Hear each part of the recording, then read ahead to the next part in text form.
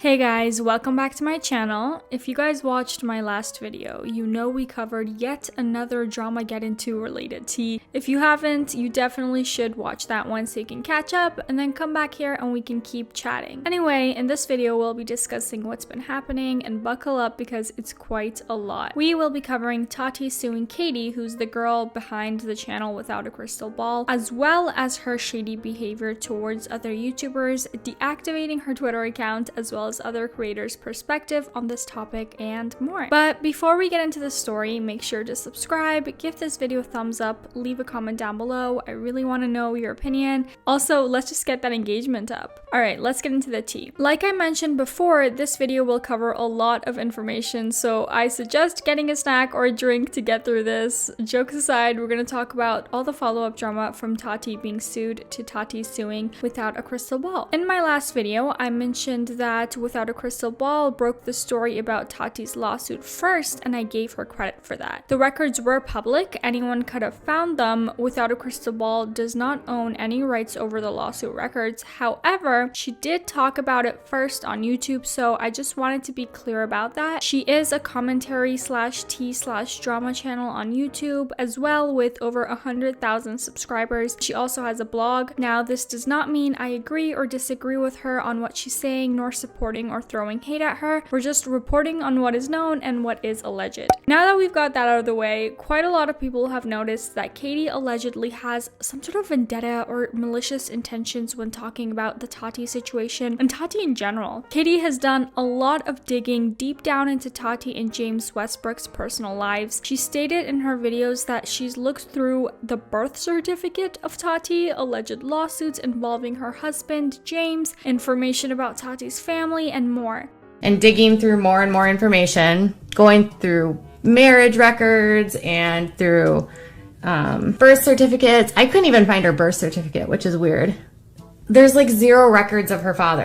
Katie has insinuated that James has a long list of criminal charges, and some even going back to his teens that would be like 30 years ago. Now, who has time for all of that research? Some people are saying that this is quite obsessive behavior, and that's concerning. Comparing Katie to Sanders Kennedy, which, you know, remember all of his videos on Jeffree Star, or the obsession with having the newest tea in drama. Also, a lot of people following the situation are saying that she's presenting tea/not confirmed information and allegations as facts. Now, we're not going through every video she's put out there. We're just gonna look into the Tati situation, where Without a Crystal Ball has spread misinformation and insinuating her opinions as facts, which, you know, you're allowed to have an opinion and express it, but you can't just state it as a fact without proof or anything legit to back it up.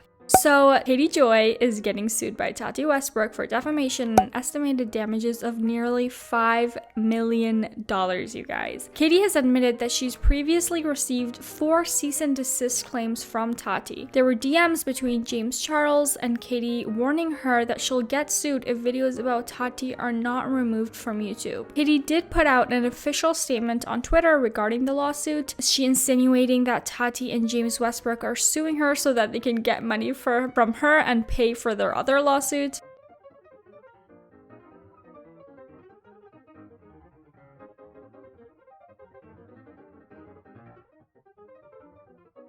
She also posted a few streams on YouTube about the whole situation. On one of the streams, she left a pinned comment saying she's creating a fundraiser for the lawsuit. One of the live streams is deleted and the other one has the comments turned off. That's perhaps because people are criticizing her a lot, and her like to dislike ratio is also terrible. Here are some tweets before she deactivated her account. She said, "I would hate to live in a world where having an opinion about public figures means they can sue you for everything. My Twitter is my opinion.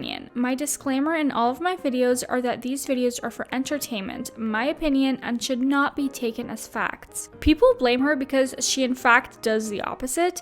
She presents her opinions as facts and tries to insinuate and turn the narrative around, and maliciously doing so. And in the lawsuits, there are over 40 videos mentioned where Tati and her husband have been defamed. One of the quotes mentioned in the video states that Without a Crystal Ball called Tati a demon, and many more names such as con artist, known scammer, a snake. She went on to say, "My channel is without a crystal ball. You will find commentary and opinions on popular topics. All of my videos state I am a commentary channel and my content should not be considered fact. Please subscribe for further updates on this issue." My previous tweet about the lawsuit was deleted earlier today due to a typo about the reporting of the lawsuits. I reported on allegations of lawsuits filed against Mr. Westbrook, included his denial, and also reported on the orders from the court. All lawsuits are allegations. Here's an example of what they say I said false. The lawsuit accuses James Westbrook of liquidating hundreds of thousands of dollars of Halo Beauty's assets on October 10th, 2020, as the Westbrooks learned about the case, effectively devaluing the company. Like I mentioned, Katie deactivated her Twitter, but she also privated a bunch of videos which contradicts her statement on Twitter. As of now, her Twitter is active again. Here's her statement in regards to that. "This is my account. I deactivated my Twitter for a few hours, but this is me. The conspiracies right now are pretty comical. Y'all, please just take a deep breath. This isn't that serious, but if you're a commentary channel, seriously, be careful what you're saying right now. Anyone talking to anyone involving to anything legal can become party to a legal situation. So if you're talking to people, seriously be careful. This is why I'm not talking to anyone about anything."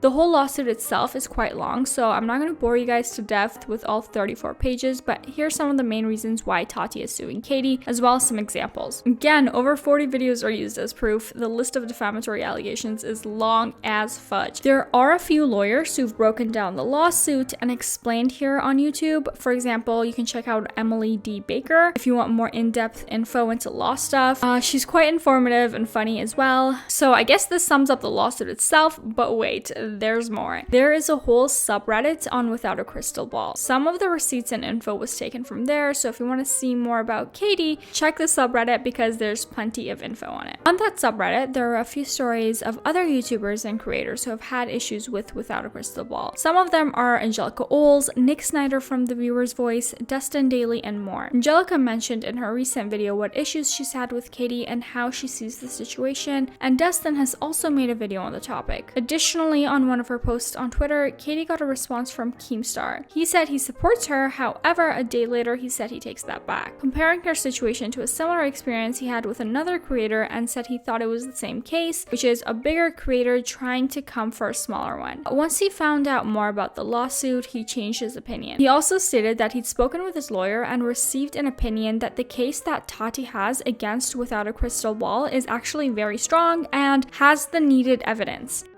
A crystal ball. Yesterday, it came out that Tati Westbrook is suing you. And you were doing a live stream, and I jumped in your live stream, and I gave you my support. I left a comment and said, I'm giving you support. Today, I'm going to have to take that support back. I'm sorry. I'm going to have to retract those statements. Can't support you, and this is why. When I gave you support, it was basically because I was sued, right? This other YouTuber, Romeo Lacrosse, he sued me because he didn't like me reporting some facts. And I thought this was a similar situation.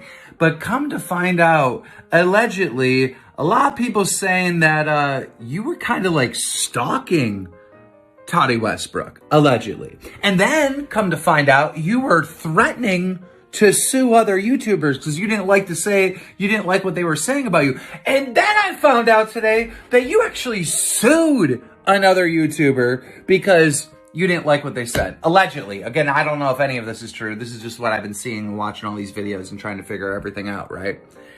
So I can't really support you. And on top of that, my lawyer told me that the case that Tati has against you is a strong case. And Tati's claiming that you lied about her. So I don't know if she has got a strong case. I don't know. It's not looking good. Also, a lot of people are saying that you were stalking Tati. Now, I don't know how true this is going to get, again, alleged. It's not what I'm saying. This is what other people are saying. Don't sue me, bro. But a lot of people are saying that you're stalking Tati. Like, it became to the point where, like,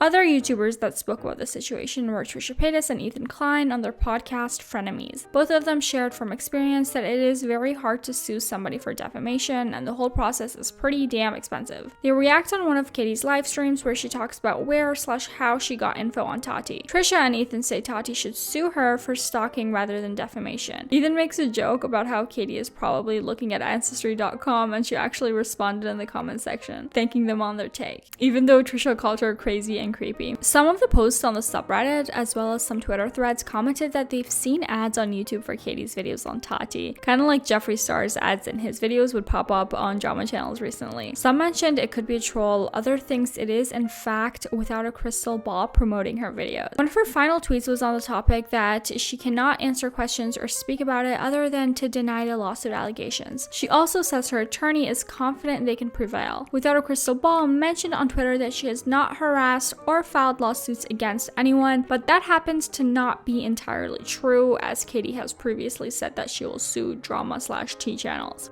I am seeking legal action against the group that is doing this. All of them. Not just one, the group. My attorney has already reached out tonight to at least one of the parties involved. You need to check your DMs. In more tweets, Without a Crystal Ball claims that for the past 18 months, she has been harassed and stalked by bot and troll accounts. She expresses frustration with constant videos made on her by other channels, and at the same time, she does the exact same thing. Also, Katie states that it's not going to be only her, and any other creator should be in the same situation. She tweeted, "Any creator that makes commentary videos must know that this could be you. It could be you. Just because it hasn't happened yet doesn't mean it won't." However, other creators mentioned that her method of obtaining information and desire to always be the first one that serves the tea is not how they roll, and that such a situation would be harder to happen to others due to different approaches when it comes to the contents they create. Overall, Katie states in her latest video that she'll be fine, her lawyer is working on the lawsuit, and that she's allowed to have an opinion on things, and others can't stop her from expressing her opinion. She talks about freedom of speech, censorship, and how all of this could impact other YouTubers and creators negatively, and so on. And so, I know this was a long one. Let me know what you guys think on this situation. What are your thoughts on Without a Crystal Ball? Do you think Tati is in the right to sue Without a Crystal Ball for defamation, or is this all blown out of proportion? We're probably gonna have more parts coming with all these YouTubers, you never know. All links and sources are gonna be credited down below, so check out the description. Thank you guys so much for watching. Please make sure to give this video a thumbs up and subscribe. I post new videos 3 times a week. Alright, bye.